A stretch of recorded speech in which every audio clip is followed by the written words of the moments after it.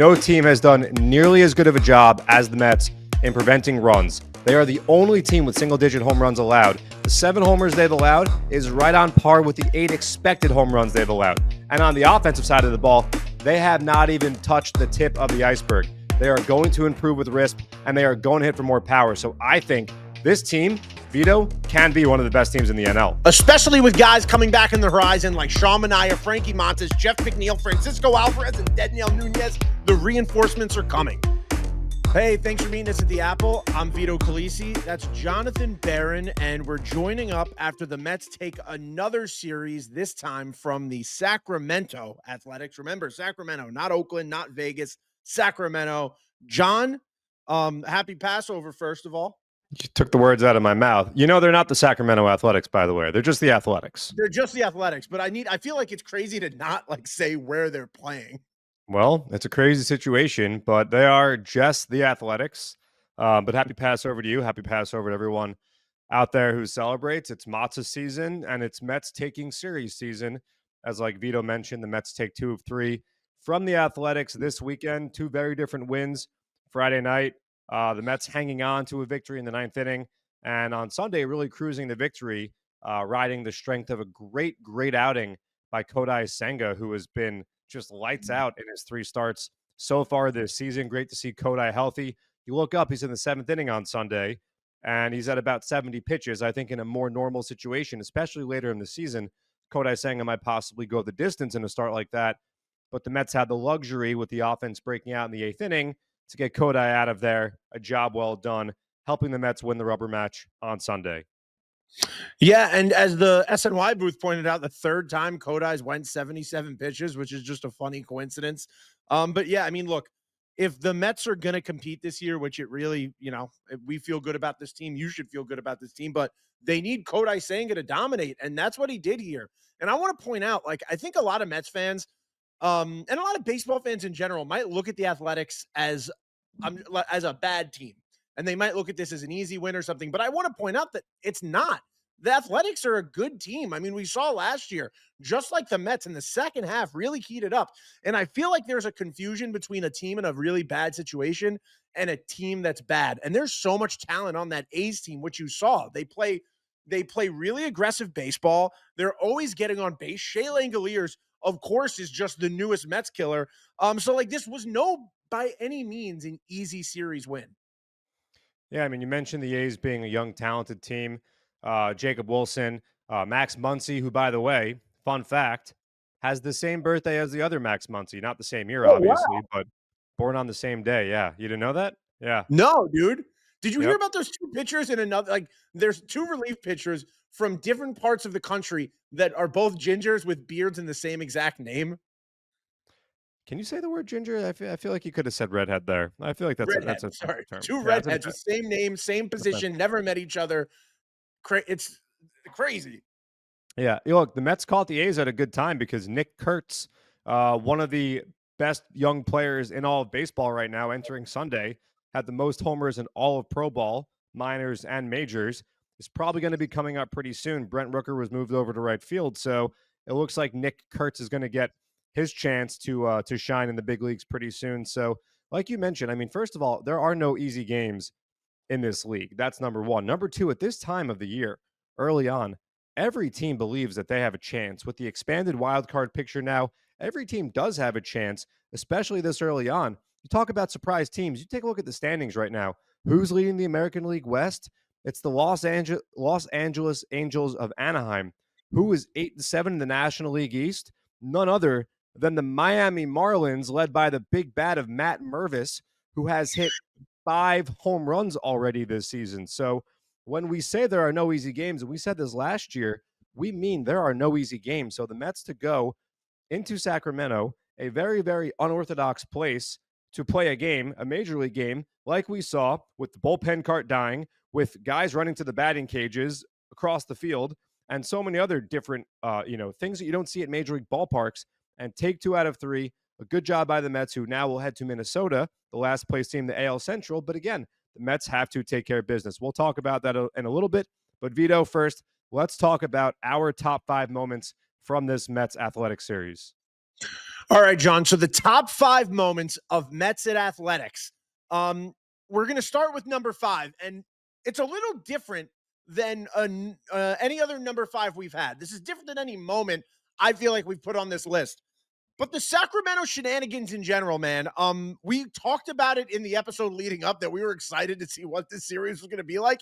And like you said, it did not disappoint.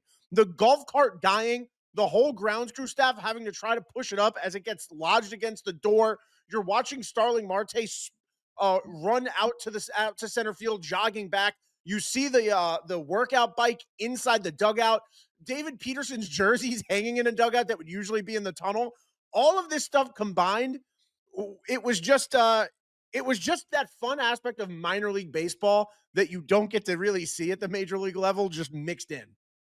Yeah, like we mentioned, definitely a different look. I had a couple takeaways. Number one, Sacramento, which does have a professional team, of course, the Sacramento Kings. In our last episode, I went on a little tangent naming some Sacramento Kings from yesteryear.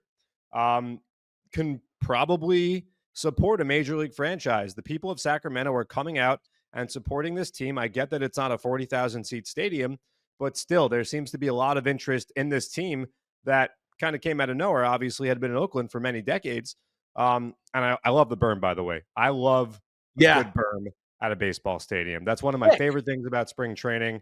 I wish more major league parks had berms too. When I go to a concert, you go to let's see, the Saratoga Performing Arts Center.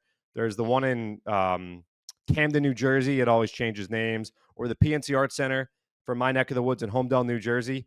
I'm not trying to sit down in a seat, man. I'm trying to sit on that grass. So I love a good berm at a baseball game. You know, the Padres have the park at the park, which isn't the normal situation because that one's like you can't see the field. You're behind the scoreboard watching Isn't it on that the a screen. sandbox? Isn't that a sandbox in San Diego? No, it's like a grassy hill. Oh, I thought it was a sandbox out there. No, dude, honestly, when I went to San Diego the first time, I'm not even exaggerating. This isn't a joke. I literally thought I left the ballpark because I was walking through a big crowd and all of a sudden I'm standing in like what felt like a park. But yeah, like they have that like nice grassy hill. Dude, watching the fans just like chill, like it was like packed with a sea of people. It was just such a cool aspect. Also, I was shocked that the Sacramento, the athletics, the just athletics in Sacramento had a wire cam. Well, yeah, and that's it's weird. The first time I saw that was 2020. I believe it debuted at Safeco, now T-Mobile. It might have been T-Mobile at the time, but it seems to be in a lot of the West Division Yes. stadiums and not the East Division stadiums. I know John DeMarsico was talking about how he'd love to get one, but for some reason, it's kind of like In and Out. It just it won't make its way east of whatever line of demarcation is it. I don't know where In and Out draws its line, but you know what I'm getting at. Yeah, no, dude. I was texting with Hunter about it because we were just shocked that it was there. And then, like you said, we were like, oh, wait, I remember last year when the Mets went on that long West Coast trip, every single ballpark they went to Seattle, they went to Denver, everywhere they went on the West, there was a wire cam everywhere. And like it is cool. And then Sacramento went a step further because not only do they have a wire cam, but at one point they had a sky cam behind the wire cam. Yeah, just a much different look to watch a baseball game. But an interesting look and a fun look. Obviously, the whole golf cart thing came about with Jose Siri fouling the ball off his shin. We, like everyone else, are waiting to see if Jose Siri winds up hitting the injured list or not. I know Carlos Mendoza on Sunday said that Jose Siri was unable to put weight on the leg still. So obviously, we hope that Jose Siri has a speedy recovery. Speedy being the operative term. He stole a run on Friday night, tagging up on a very shallow pop up. And seemingly every time he gets on base, he steals a run. So Jose Siri, a great defender, made a great catch on Friday night. And he's been, very patient at the plate. I think he surprised a lot of people with the patience that he has shown, finding ways to get on base. Hasn't done a whole lot of hitting quite yet, but still getting on base in different ways. And when he does get on base, he has been very effective, wreaking havoc on the base path. So we hope for a speedy recovery for Jose Siri. All right, you're talking about great defense. That's a perfect way to lead to number 4, Brett Baty. We want to turn this into the Brett Baty support segment right here. Number 4, Brett Baty, not only breaking out of a little slump at the end of that game, getting on base with a really great triple, but also just flashing leather all weekend. And John and I, we spoke about this right after we recorded our last episode and said, you know what? Next episode, we got to we got to go out. We got to talk about Brett Baty and just be supportive of this guy who has worked so hard to get where he is. And it seems like the fan base is kind of a little mixed right now. There's a ton of support going out to Brett Baty, but then there's a ton of people who are just being incredibly negative on a guy who's on a team. It's not just him. He's not the only guy struggling on the team right now. Pretty much the whole bottom part of this lineup is having a tough time right now, but Brett Baty just has that extra attention on himself. So I'm glad he was able to come out this weekend and have two incredible plays in this game, as well as that triple. Yeah, he started the double play in the second inning and then Like an turned another action one. movie dive, by the way. Yeah, and then turned another one in the third inning on Saturday. He made a couple nice defensive plays at second base. And look, it's no secret Brett has been struggling at the plate. He has been standing in front of his locker each and every day, talking to reporters about his struggles, answering tough questions. You and I have gotten to know Brett a little bit over the past couple of seasons. Brett, number one, is as nice a guy as they come. I remember when we chatted with him last spring training, 2024, and he came up to us and told us that he was loving our podcast, Future of Flushing, which, if Brett Baty's listening to us talking about Mets minor league players, first of all, it shows his commitment to ball. But second of all, he didn't have to come up to us and say that. Many guys wouldn't do that. And I'm not saying that that is the end all be all, but it's good. It's a good example of the kind of guy that Brett Baty is. Number two, Brett Baty is an incredibly hard worker. He has shown up to spring training early every season I've been down to Florida. He's been one of the first guys there working on his craft. So that's a really big thing for me is he's not just mailing it in. He's not like, hey, I got a first round signing bonus and I've got some service time in the majors now and I'm a year away from Arbrights or 2 years away from Arbrights, whatever he is, and I'm going to be set. No, Brett Baty every day is bringing it. He's working hard. So fans can rest assured that he is trying to solve this. Now, you mentioned the triple he had on Sunday. And I think that part of this game is mental, part of this game is visual. I think there are a lot of elements to it we cannot explain. But I do believe that Brett Baty, seeing a ball get down the way it did and rolling to the wall and him being able to round the bases and wind up on third and have an RBI and know that he was a huge part in getting out of or helping Kodai Senga get out of a couple innings early in that game so he could cruise through 7 innings with the very low pitch count he had. I think Brett Baty's probably on that plane right now as this team is flying to Minnesota, feeling pretty good about himself, getting ready to face a couple of righties in Minnesota to hopefully keep it rolling. And to see one fall, that's got to be a monkey off his back. I feel the same way about Mark Vientos, who is also struggling right now. All it takes is one. To see it happen, to go over the fence one time, to split the gap one time. Then you start saying to yourself, all right, yeah, you know what? I am that guy. I'm here because of how talented I am. And these guys, fans, remember, these Major League Baseball players are the best in the world at what they do. And baseball is a damn tough game to play. You know the adage, you have success 3 of 10 times, and you could be on your way to the Hall of Fame. So please, I'm not asking you to stop voicing your opinions. I get frustrated. Vito gets frustrated. Everyone gets frustrated when they watch this game. We get that. But there's no need for so much of the gross negativity, especially on Twitter, tweeting at people. There's no need for that, guys. Brett Baty is a hard worker. He's a great guy, and he's a damn good baseball player. And I was super happy to see the success he had on Sunday. Keep it up, Brett. Yeah, and one last thing I'd like to put in there too is like you said, John, baseball's such a hard game, and there's even been we've seen some occasions where Brett worked up to a 3-2 count. Maybe the umpire called a ball that should have been called a different way, which is unfortunate because I've just been dying to see Brett get that first walk of the season. But sometimes that's just the way that the game goes. You don't get the call that you need in the moment. You don't get the call that you deserve. And then today, look, Luis Severino threw Brett some of the best pitches we've seen a guy get, just completely dotting the line in a place where any major leaguer would probably get tied up on that. So yeah, John, you said everything perfectly. Not much more I can add there. Brett Baty, I think a lot of the fan base, a good amount of the fan base is rooting for him. We know everybody in the front office is rooting for this kid. So, keep up the positivity. You guys saw with Francisco Lindor last year. When you guys started doing the standing ovations, when he walked up to the plate, that is when Francisco Lindor started to turn around his season. Then My Girl came about and everything became that really positive, beautiful season. Why don't we show that to everybody on the roster? So, and I think that is actually a perfect time to move on to number 3 Pete Alonso's home run in game one that ended up being the winning run of the game. Dude, not only does Pete hit that home run, but also like baseball's so much more than the box scores because Pete Alonso's just been working these 10 plus pitch at bats where he's just fouling everything off and he just looks so disciplined at the plate. Now I know that same game where I'm talking about that, he has 3 strikeouts, goes over 4. But like I said, it's so much more than that box score because if you look at those at bats, it's better than anything we saw from Pete last year. Yeah, I mean, even on Sunday when he had I think, double-digit plate appearance, double-digit pitch plate appearance, I should say, in the first inning against Luis Severino, with runners on first and second and nobody out, hits into a double play, disappointing outcome. But one of the keys for the Mets on Sunday was getting Luis Severino out of that game and getting to the Oakland bullpen. So, like you said, he has been working counts, unlike we've seen Pete do at really any point in his career, I think. We saw Pete his rookie year in April have a hot stretch like this. We saw Pete this time 2 years ago in April of 2023.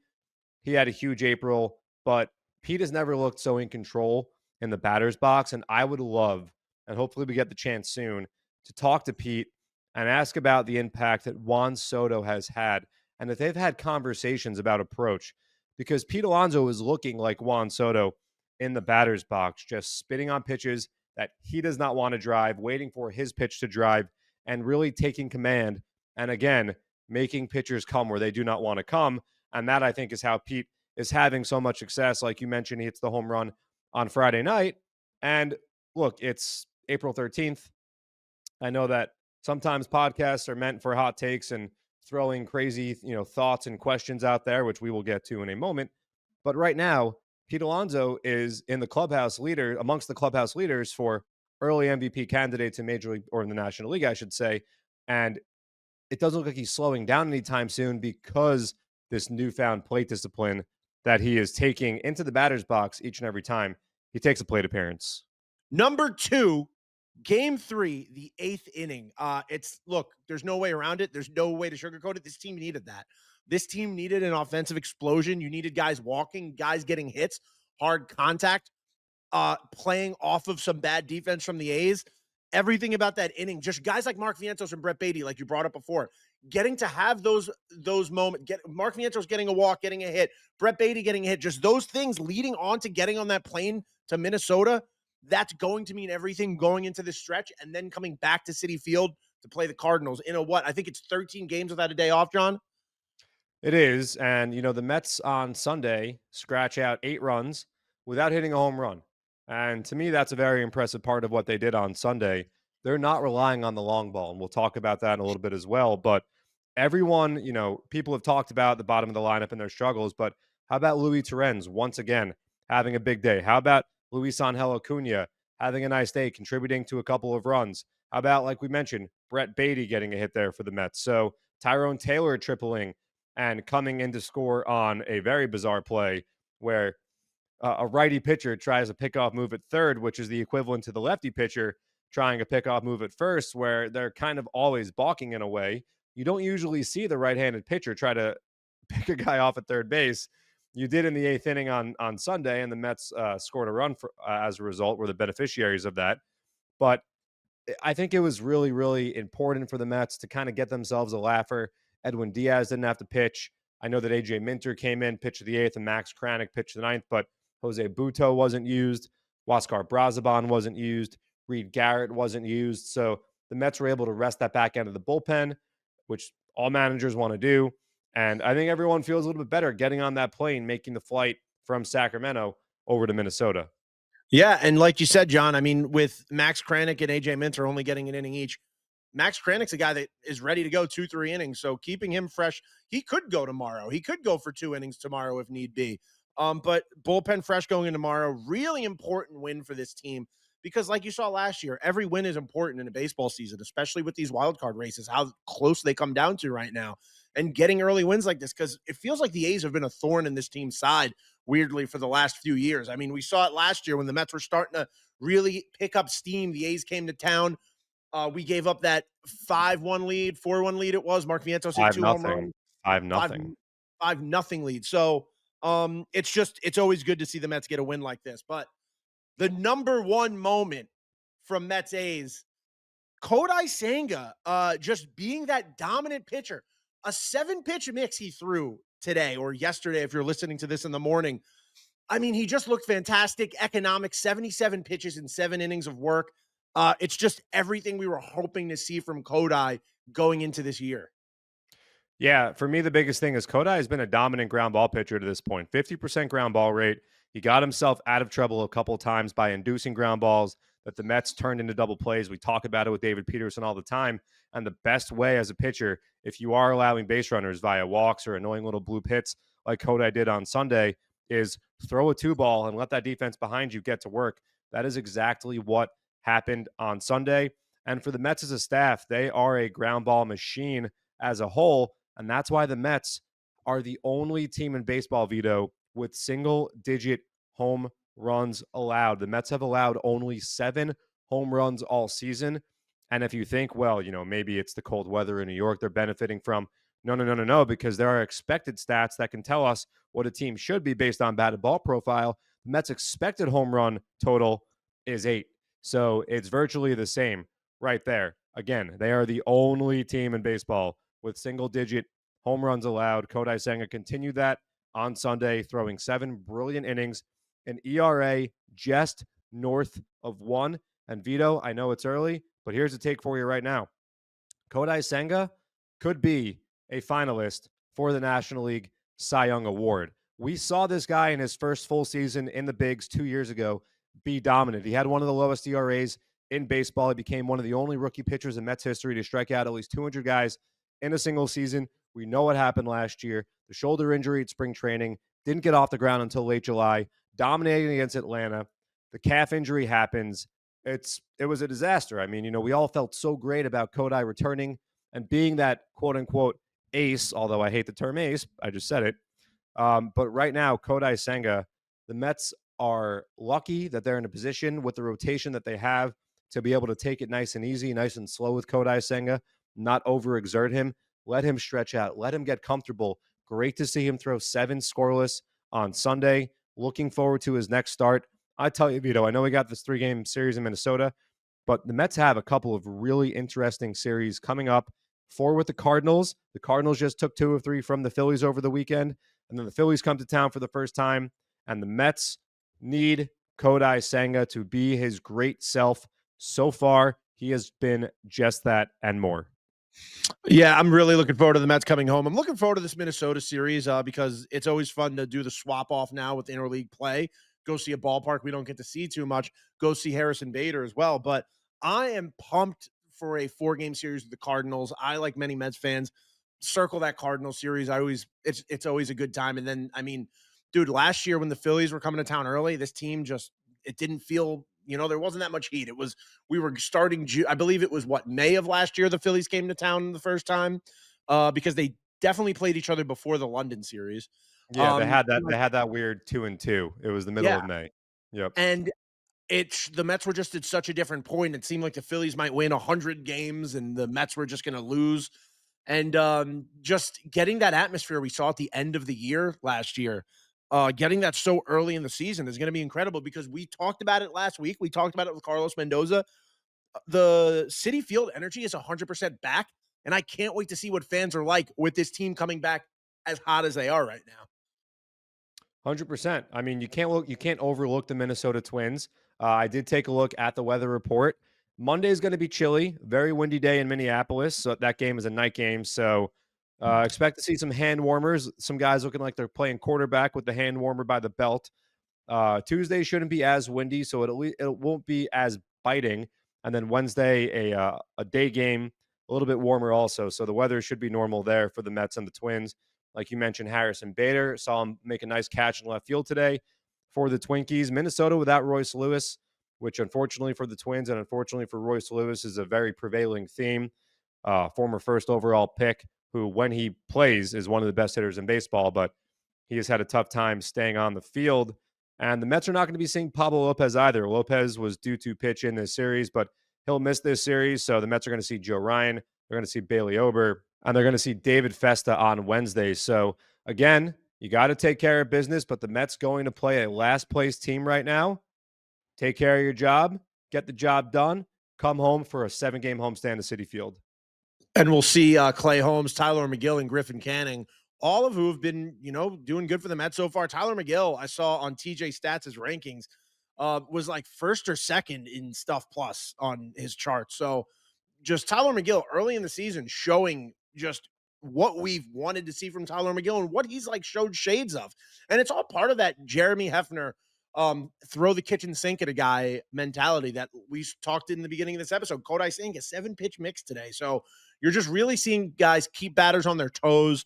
And let's see. Maybe this could be the start of some more 7 innings from guys. Maybe we could see some more length from this rotation, take the ease off that bullpen because that is incredibly important. But John, I think it's time to talk about the big question for this episode, right?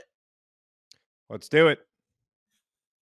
Are the Mets the best team in the National League? So before everyone has a panic and rushes to the comments saying, what are these two talking about? It is a question.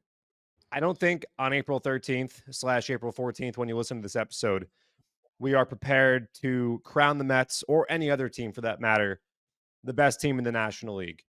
But a picture is starting to develop in the National League, and I think that we can all agree that in the NL East, you've got the Mets, you've got the Philadelphia Phillies. We just talked about the first meeting between these two teams coming up.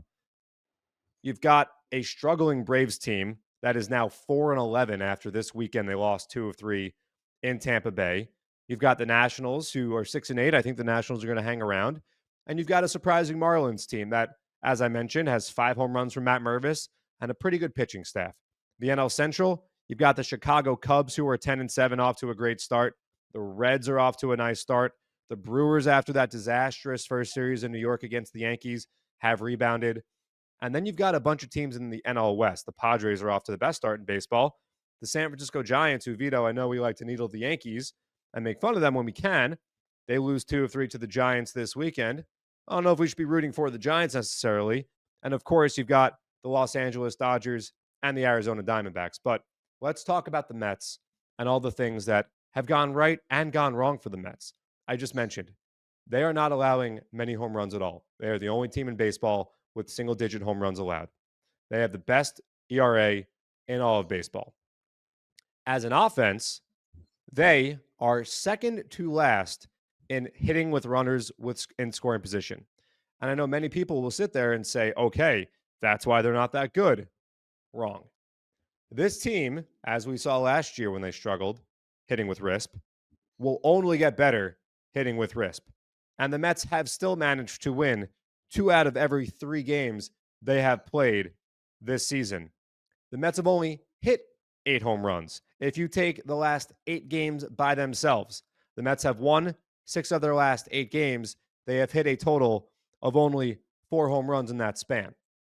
Juan Soto has hit only 1 home run all season to this point. We know Juan Soto and his power will not be held at bay all season long. The Mets are missing Jeff McNeil and Francisco Alvarez from their lineup. Their starting rotation, they are missing Sean Manaea and they are missing Frankie Montas. Those are 4 injuries that none of the other National League contenders that I mentioned when we started this little segment, none of those teams have dealt with injuries like the Mets have dealt with. So much has gone wrong for the Mets to this point, and they, Vito, have still managed to start the season 10-5. And there are many things that are looking up in their favor, whether it's luck with RISP, whether it's guys returning, whether it's simply the weather warming up and balls that are not flying over the fence eventually getting out, and the Mets as a team, power-wise, breaking out. Your turn, Vito. And if you look at the difference between this team last year and this team this year, we start with Francisco Lindor, who's off to, as we said in the last episode, the best start of his Mets career. You want to talk about guys that are coming back soon. You brought up Sean Manaea, you brought up Frankie Montas, Jeff McNeil, Francisco Alvarez, but also Daniel Nunez has yet to pitch an inning for this team, for this bullpen that has already been as dominant as it is. So you have those reinforcements coming. And also, we got guys in the minors right now that could make an impact on this team. And we'll give you the injury report. Well, this is even an even time to bring up the injury report. Jeff McNeil just played 6 innings at second base. Francisco Alvarez played a full game at catcher, threw a guy out at second. And Drew Gilbert, who might not have made his major league debut yet, but has been showing major pop in rehabbing games in low A. These are all guys who could make an impact this year. Last year, the Philadelphia Phillies, pretty much the same team we saw this year. We almost caught up to that team. Things were getting close by the end of the year, especially in that last series we played at Citizens Bank Park. If the Mets didn't get off to that slow start they got to last year, they would have probably either been a game away from winning the division, or they probably would have won the division. This year is completely different. This year is the best chance for the Mets to take the NL East we've seen in quite some time. All of these things together make me agree with you, John. I just really think this could be the best team in the NL. Yeah, another guy who I think people need to start talking about more as an impact, an X factor down the stretch. And I'm not talking about necessarily this week, next week, this month, but it's Ronnie Mauricio. And I'm incredibly excited about Ronnie Mauricio to get back to playing competitive baseball games and eventually get to New York and make an impact on this Mets team, because Ronnie Mauricio is that talented. He can be that impact type guy. Mark Vientos, talked about him a little bit earlier in the episode. We know Mark Vientos is going to break out. It is not a matter of if, it's a matter of when is Mark Vientos going to break out. The depth that this team has to be able to throw the ball as well as they are without Sean Manaea, who, let's be honest, was the ace of this staff last year, naturally emerged as the ace. He has not thrown a single pitch for the Mets. And Frankie Montas, who was brought in essentially to replace Luis Severino, who you could argue was the number 2 guy in the rotation last year, he has not thrown a pitch for the Mets. Even if those guys don't come back, and I'm not saying they won't come back until this time, but even if they didn't come back to, let's say, June, and we know that Montas is throwing, we know Sean had the setback, we hope that he starts throwing soon, but even if they didn't come back until then, the Mets are still throwing out a very, very competitive rotation. David Peterson had another great start for the Mets on Saturday. Griffin Canning gave his team a chance to win. Clay Holmes is coming off a start in which he struck out 10 guys for the first time in his major league career against, again, a pretty plucky competitive Marlins team. The Mets rotation, and then you take it to the bullpen with multiple guys who can give you multiple innings. Barazaban, Buto, Kranick, the back end of the bullpen. Reed Garrett has been dominant. AJ Minter has been dominant. Edwin Diaz, I know he had a little bit of I don't know the proper way to put it. Sure, a kerfuffle, I was going to say a clench on Friday, but he got the job done. And the Mets in the minor leagues, you talk about Daniel Nunez. I'm throwing out a name. Tyler Zuber, a guy like Zuber, a guy like Chris Davinsky. The Mets have options in the minors. Also, the AAA Mets, the Syracuse Mets, the Smets as we call them. Joey Meneses is off to a great start. They beefed up that lineup by bringing in a major league guy like Nico Goodrum and John Singleton and Jared Young. We talked about Alvarez. We talked about Jeff McNeil. We talked about Drew Gilbert rehabbing right now. Jared Young is also rehabbing right now with the St. Lucie Mets. He will be with Syracuse pretty soon. The organizational depth right now that the Mets have and their ability to get off to this great start where, let's be honest, a lot has gone not that great. And I think we laid it out pretty well for the Mets to still be 10-5, taking care of business, finding ways to win games. Sunday's game could have been a situation where a few years back, the Mets get a great start and the offense just cannot get it done. And somehow, some way, they wind up losing that game. And in the past, we've seen the Mets and many teams find ways to lose that kind of a game. And a good team finds a way to win that kind of a game. The Mets won another one-run game on Friday night. The Mets have figured out a way, even without the timely clutch hitting, to get things done. The Mets have a guy like Luis Torrens who has stepped up in the absence of a Francisco Alvarez. And when Alvy is ready, the Mets are going to have a decision to make. Are they going to split time? Is Alvy going to DH a little bit? May Luis Torrens DH? We're not so sure how it's going to go down, but the Mets have options because they are deep. So we talked about the Cardinals series. We talked about the Phillies series. The Mets have a very interesting series coming up. Not this month, but next month. I'm looking forward to it. It's Mother's Day weekend. Chicago Cubs come to Citi Field. It's always fun when the two cities get together. We know the Cubs fans travel very well. I am looking forward to that series. The Diamondbacks come to Citi Field at the end of April. I believe it bleeds right into the beginning of May. The Diamondbacks are off to a nice start. Overcame a 4-0 deficit in the ninth inning on Saturday to win a game against the Milwaukee Brewers. So we are going to find out. And Vito, we're not saying the Mets are or are not the best team in the National League. We know the Dodgers are a damn good team, defending world champions. They went out, they beefed up their rotation even more. Of course, Blake Snell on the shelf right now. But this Mets team, as we project to May, to June, to July, Vito, this could be the best team in the National League. The future of Flushing is as bright as ever. We're going to run down through every level of the system and give you one standout performance. We're going to start with the Syracuse Mets, where Brandon Sproat, a name everybody listening to this podcast is surely familiar with. Brandon Sproat with his best outing of the season, 5 strikeouts with a 4-pitch mix, 4 1/3 innings of only 1-run baseball. Yeah, and since the first start, Sproat has really settled in. I don't know what the number is of how many consecutive good starts the Mets want to see from Sproat before they decide he is ready for the next challenge. Is it 5? Is it 6? Is it 7? Is it 8? I keep bringing up David Stearns' quote when he was in the booth at the end of spring training and Gary Cohen asked him about Sproat and when the Mets are going to deem him ready.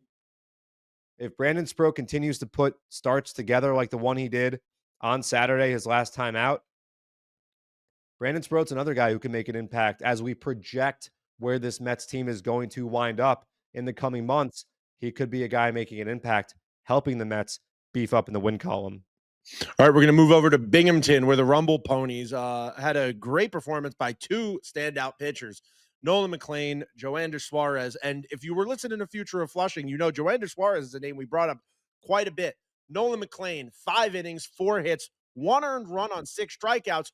Piggyback Joander Suarez for the save, 4 innings of 2-hit ball with another 6 strikeouts. So, I mean, dude, I want to call that. I know the carousel is a different thing, but I'm going to call that the Rumble Pony carousel when you got those guys going back to back.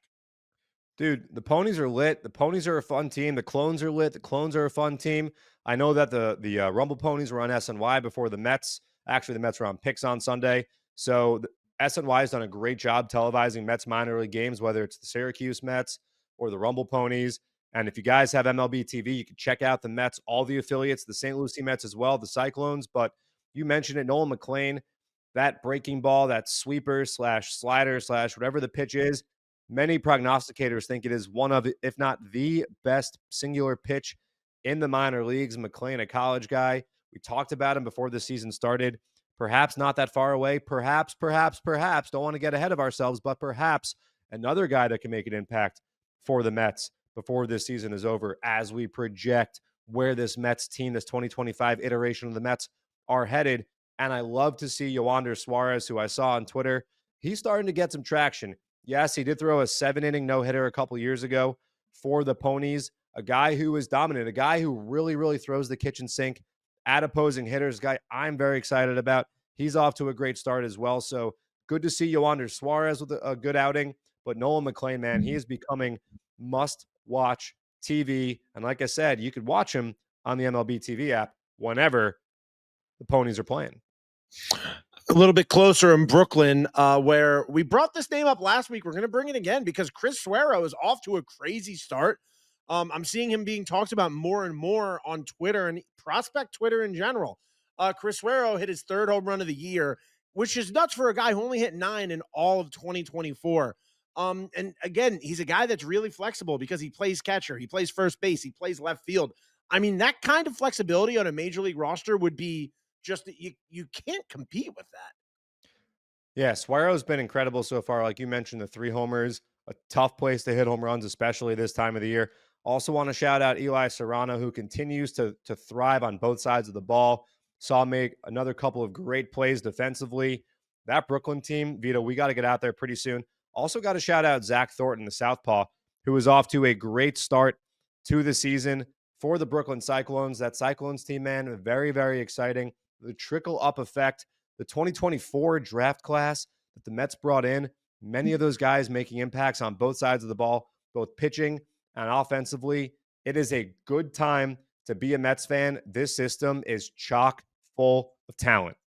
And you bring up Eli Serrano, and you bring up how hard it is to hit at Maimonides. Do you know how hard it is to track a fly ball at Maimonides? When the wind is kicking there, that ball gets carried all over the place. If you go watch a Cyclones game, the amount of hits that guys get off of the ball just being misplayed. Eli Serrano just really impressing people and becoming a standout guy in the Mets system so far this year. But you bring up some recent draft classes. A guy we spoke to from the 2023 draft class who ended last year on a scorcher and is starting this year on a scorcher. It's AJ Ewing with the St. Lucie Mets.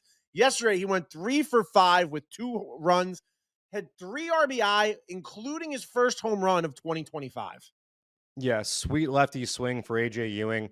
Like you talked about, the 2023 class making an impact. So every single level of this system has guys who you guys really want to start paying attention to. Jack Wenninger, the AA level, off to a great start. I mentioned Zach Thornton, 10 scoreless innings to start the season. Will Watson had another good outing after his professional debut for the Mets. We've talked about Jonathan Santucci and Nate Dome and many, many other guys.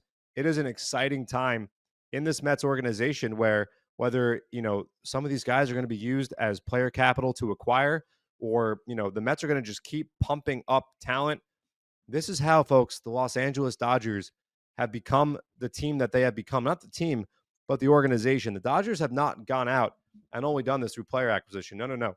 The Dodgers all the time, even after they make a trade, they still are flush with talent. The top 30 in that system, dynamite. The Mets are becoming that. Steve Cohen talked about it the first time he spoke to the media. I know we always bring it up, but it's so true. And every time, Vito, you and I give one of these prospect updates, I keep being reminded of it that he wants to be Dodger West, and it is not by just spending recklessly. It is by developing. It is by putting care into the player development system and the next man up mentality and having options up and down the organization. And that is what the Mets have. And I know last Friday we talked about it. That was the first day that all the minor league affiliates started. Even on days the Mets aren't playing, even on a day the Mets lose and you're feeling down about things, right? And you say, man, baseball stinks today. No, no, no, no, no. You go on MLB.com/prospects. You click the stats tab. You find the Mets logo. You click the Mets logo. You see the box score for the entire organization, and you could see what's going on with the Rumble Ponies, with the Syracuse Mets, with the Cyclones, with the St. Lucie Mets. And I promise you, there will be a smile on your face because every day there are victories in this organization. There are players to be excited about, and we love talking about them, Vito. One last guy I want to mention before we wrap this one up is Matt Allan, because I think he's somebody that every Mets fan who knows his story is rooting for Matt Allan. Matt Allan is a guy who basically has spent the last 6 years just fighting back from injury, just trying to continue his professional career. And again, another scoreless few innings, scoreless 3 2/3, only 2 hits, 3 strikeouts. I think he's up to 7 1/3 innings total, scoreless baseball. So yeah, like John said, there's guys playing every night that you want to look into. You want to learn their story. Guys like Jordan Gieber. There's names out there. Look into them. Go listen to past interviews we've done with these guys. Go take a peek at what is in this system, because this organization is flush with talent, and there's tons of guys to be looking at. And just one more shout out. 2 guys who were in the Met system who are getting their major league debuts and starting to flourish in their own rights. JT Ginn, a guy that pitched against the Mets the other night, was traded for Chris Bassett, but a guy that we grew really fond of, Mike Vassell, just looking really good with the White Sox early into this season. So it just shows you the talent identification this team has. Yeah, Mike Vassell, I was about to shout him out also. So good job by you. 9 scoreless innings to start his major league career after a pretty crazy offseason for Mike Vassell, taken in the Rule 5 draft, traded, not kept on the 26-man roster, or didn't make the opening day roster for the Rays, I should say. Traded to the White Sox. The White Sox roster him. They do have to keep him on the major league roster the whole year. Otherwise, he will be returned to the Mets. So we'll see where that all nets out. But for Mike to accomplish his major league dreams, congratulations. And for him to start so successfully, 9 innings, having not allowed a single run, you love to see it. So again, another victory, even for a Mets player, a former member of the Mets player development system, having the success in Chicago. And speaking of the White Sox, Vito, I mean, you want to talk about baseball and how there's no easy games. The White Sox take 2 or 3 from the Red Sox this weekend. There really, really are no easy series. I know we say it all the time, but it is so true. So for the Mets to go and take 2 or 3 from Sacramento, don't not appreciate that, guys. That's big. You win every 2 of 3 games. The Mets have literally to this point won every 2 of 3 games they've played. You play at a 667 winning percentage clip. I believe that puts you on pace for when we do the math. I think it's 108 wins, but hold on. Vito, talk as I Well, as John does that math, I want to remind you guys to 108 subscribe. wins. 108 wins. You were right the first time. Why did You I can doubt subscribe. myself? You can subscribe to this podcast on Apple, Spotify, wherever you get your podcast. I'm on Twitter at Vito F. Calise. John is at JMB9191. And this Saturday, I believe we'll be watching the game. John, are you still watching as a fan with me? I think so. I think I'm directing Friday, so I don't think that's a problem. I could tell you what I won't be watching and what our fans and our listeners won't have to deal with. No Ranger playoff talk this year. So that's great for everybody, right? Who needs it? They missed Who Ranger needs it? talk. They missed Hoosier talk. This is for our major detractors of early and meet at the Apple. They would be pumped if this is the season we started. John, I got one question for you. Do you care about the Masters? Because today, Oh, I was locked in. I was locked in. You were. I was. Today was a great sports day. You know, I was at the Seder yesterday and today with my brother-in-law's dad, big golf guy. So I had to watch the Mets on the laptop. I came prepared. I had a feeling that was going to be the case. I was going to get relegated to the laptop. No problem. Got a nice big screen here. MLB TV, the best way to watch the game. I did it. All good. But I got to tell you, I was into it. And you know what? I think that for some reason, you know, when I used to watch golf, the nature of the game and the broadcast, one guy is teeing off at the first hole, one guy is, you know, putting for birdie on the 10th hole. It's kind of all over the place, but as the tournament whittles down and the picture comes into focus, who the true contenders are, it gets a lot easier to understand, digest. So I love the storyline of Rory going for his first ever Masters and to complete the career Grand Slam and his first major since 2014. And what a choke job there was down the stretch. And Justin Rose, who looked out of it for most of the day today on Sunday, had an incredible back nine, getting himself into the playoff. But I am not usually all into the golf today or this weekend. I think as a product of who I was with, I was into the golf. Sometimes it just takes being around a bunch of fans of something. Like I know, like when I was watching the Bills games with like John Grady, who's a big Bills fan, I was like fired up for the Bills. And that's what got me rooting for them because I don't have Jets football to root for deep into the playoffs. But enough other sports talk. We got to get out of here. Thank you guys for listening. As again, I am on Twitter at Vito F. Calise, John at JMB9191. You can follow this podcast, Apple, Spotify, wherever you get your podcasts. Also on the Mets YouTube page. And we'll see you guys next time at the Apple.